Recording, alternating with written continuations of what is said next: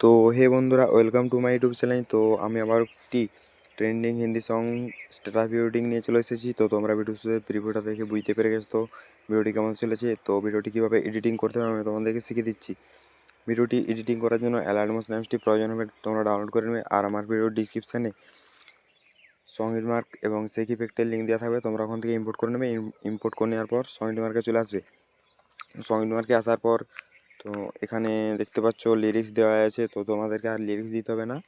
তো তোমরা নিজেদের যে ছবিটাতে স্ট্যাটাস ভিডিওটি বানাতে চাও সেই ছবিটা অ্যাড করার জন্য এই প্রথম বিটে চলে আসবে। এসে নিয়ে প্লাস আইকনে ক্লিক করে মিডিয়াতে ক্লিক করে তোমরা নিজেদের যে ছবিটাতে স্ট্যাটাসটি বানাতে চাও সেই ছবিটি অ্যাড করে নেবে। তো আমি এখান থেকে যাই ছবি অ্যাড করে নিচ্ছি।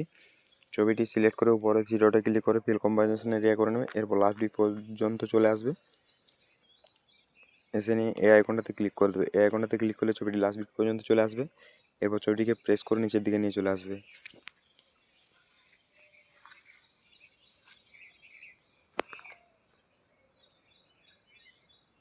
নিয়ে আসবে এই সঙের উপর রেখে দেবে।